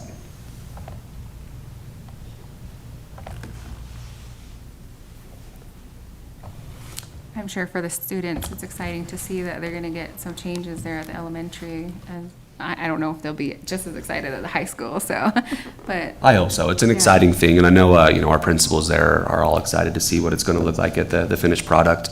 And those pictures should be up now, and there's only a few of those, so we can just take a look at those. And thanks to Superintendent for taking these. So this is just the exterior. Hopefully, they're gonna start laying the concrete there within the next week. We just talked about that today, and they should be able to start laying concrete in that area. Again, just the exterior of the building there. And this, where it extends, if you see where if I'm not wrong here, where the window, where that board starts, I think is where the vestibule will come out to. All right, if you want to go to some of the interior ones, this is where it's at on the interior. Again, that area is closed off from students, and so they're not able to access that, to making sure they're keeping it enclosed and safe for them. And this is the old concurrent enrollment area, if you're familiar with those Right. rooms that were there, that's what that was. And so currently concurrent enrollment is, they're doing classes in the old conference building out here, the old seminary building here at the district office. And that's been going well so far too. All right, any questions with either of those two schools or with Albert R. Lyman and Monticello High School? Has the weather played a role into these projects? With some of the rainstorms, it delays it a little bit in the morning while there's some mud, but nothing substantially. And in fact, when I went there for not either of these ones, but Blanding Elementary School, we go every Tuesday at 8:30 to do a meeting there. And most of the water had already cleared up by that point in the areas that we need to access. And so there's been a couple of times where we've had some major rainstorms where it has slowed some of the production for some of these sites, but nothing substantial. And at Montezuma Creek Elementary School, where most of that is taking place inside, there hasn't been any slowdown with production there. Thank you. Of course. And also no disruption to class time, students, no. Yeah, nothing's been reported, and that's something I can certainly follow up with the principals there to make sure that everything is going smoothly, that they're, the noise or whatever else. I know they've done a really good job at making sure it's fairly soundproofed to the extent possible. Construction can be rather loud, but I'll follow up with the principals there just to make sure that we're not disrupting class or anything along those lines. Well, I can say that my son, who's an alum from San Juan, was horrified. He was like, "What is going on? Are we doing to our school?" So, but once he explained it to him, he was excited about it. Yeah. So. And it's going to be great aesthetically, but also just the safety portion of it as well, to be able to have that secure vestibule to be at the front of the building. And I know the admins are really excited about that. So. It definitely would change the thing from going all the way into the current office to that now. Right, so, right. Perfect. He's excited, just Good, to clarify. good. So. Thank you. So, Thank you. No other questions? We can move on to the next. All right, go ahead if you want. All right, and at any point, if Paul wants to add anything to this, he's more than welcome. But Paul and I had the opportunity to attend the NAFERS conference, the National Association of Federally Impacted Schools conference in Washington, D.C. That conference was from September 14th to September 16th. During that conference, that we were able to learn about the history and continued fight for these federal dollars through impact aid. And we were able to meet with schools across the nation, school districts across the nation. We were able to hear some of their success stories. And we were also able to network with administrators and board members from other federally impacted schools. This was both my first time and Paul's first time, and so being able to learn some of the history behind that was really cool. But most importantly, we were able to share our story here in San Juan, specifically that our school district covers nearly 8,000 square miles, and that our bus routes have to travel, I think the last calculations were over 1 million miles yearly to be able to bring all of our students to their classroom and back to their homes. We were also able to share how we continue to use our impact aid dollars to benefit each of our schools and for the betterment of each of our students. And then on the 16th, we were able to go on to Capitol Hill, speaking with the staff for Utah delegates about our story here in San Juan School District and the importance of our impact aid funding. And we are pleased to report that we were able to sit down with the staff for 4 of the 6 Utah delegates at Congress there. And we were able to deliver letters to all 6 of our delegates, explaining how crucial these impact aid dollars are for the continued success of our school district. And so It was a great opportunity for both of us. I think that we were able to have a lot of success over there, able to sit down with a lot of the staff and have good conversations about how important the funding is for us to continue the success for our school. Any questions? That's pretty nerve-wracking. Yeah. You know, Paul was a seasoned veteran over on Capitol Hill, so he was able to calm my nerves a little bit. So. And thanks for jumping in, Paul, and taking my place so I could be with my daughter and grandson. Well, Paul, tell us a little bit about your background in I know you've got a little bit of experience with that. Okay, so not that I'm an expert, but when I was in college, I was on a different pathway. I was not going to be an educator, so I was planning on the law school route, and so I did an internship back in Washington, D.C. in 2005 with Senator Ted Kennedy, so John F. Kennedy's brother, and that was really awesome. And so I had an opportunity. I was telling Jacob I wasn't a paid intern, which is insane to think about, but I did it and it was fun.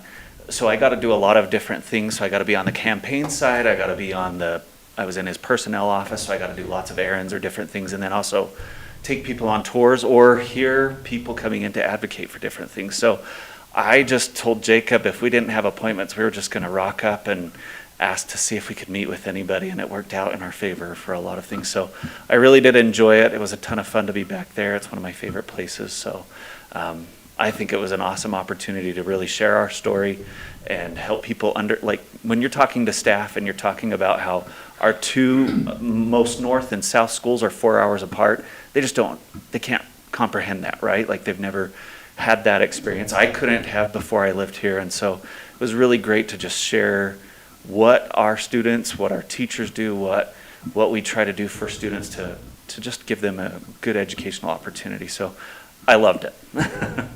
Any other questions? Well, thank you. So how was it to be on the other end, to be a lobbyist this time as Yeah, opposed right? to? Well, I think the difference is we could speak to that and say, like, we know you hear a lot of information, we know that a lot comes to you, but this really impacts day-to-day lives of our students, and it impacts their future, it impacts our communities every day. And so I think that was a good perspective to say, like, you may hear a lot of things, but this one's really important, keep the funding coming.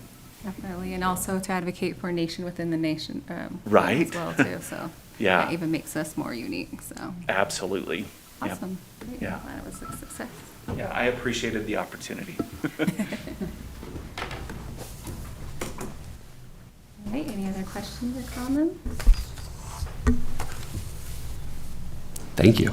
Thank you. All right, I think that covers everything on our board discussion item. We We do have closed if we want to go closed now or later. I think you're leading, so go ahead.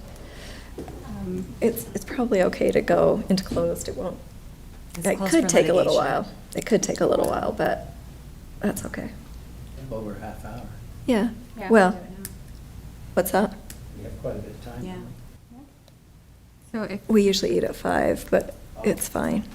We've got plenty of time. 5:30. Yeah, we've got plenty of time, so We if you just had want, a It lot of really you time. want is to do fine. closed now? yeah, I Yeah. think we can. Are you guys? So you just need a motion. All right, so if I can get a motion to go into close A motion to For close. litigation. for litigation. For litigation. Did you make the motion? Yes. John made motion for the close.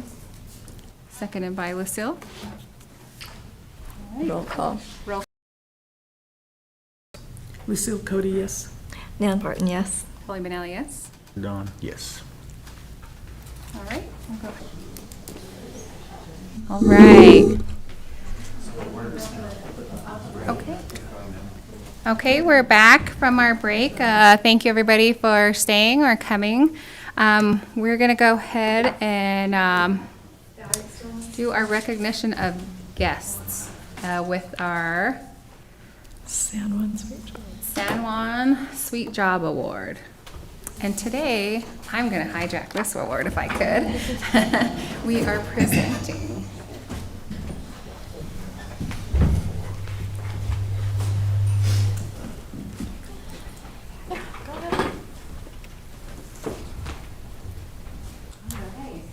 So, Ms. Amanda, if you want to come on up.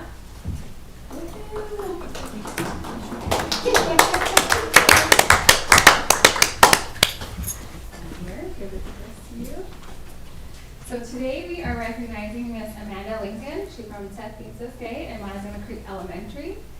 Being present and ever so positive, Amanda supports our students, teachers, and staff with a positive mindset. Working on even the little things, she knows our students and finds the words to connect with them. True.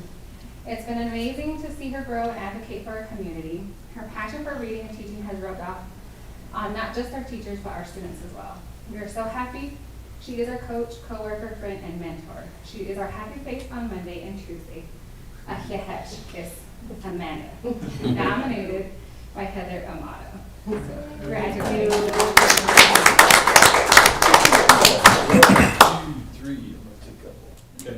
Thank you.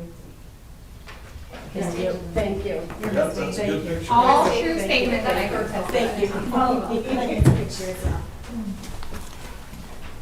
Thank you. Sorry, guys.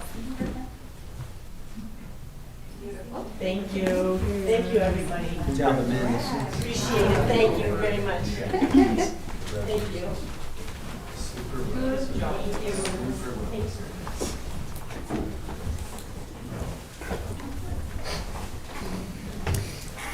Well deserved as usual. Thank you. Just in case you remember, make us like, okay, Just go ahead and ask her if she has any. But you can sit here. You can help. Okay, we're gonna go into our citizens' comments. Eva, would we have anything? Do we have any? I have no citizens' comments in my email. Okay. We just skip that, right? And we have no closed sessions. We've already done that. We're good. Getting easier on me, guys. No consent agenda. We do have consent agenda. Yeah. So, yeah. Motion to approve it. Okay, so if I can get a motion to approve the consent agenda. I'll make a motion to approve the consent agenda. And I will second. Any discussion? Really? Any discussion or questions? No. No? All right. All in favor? All those in favor? Aye. All right. Okay, we'll move on to our possible action items. If I can get a motion for 2025-26 San Juan School District PBIS Substance Use Prevention Plans.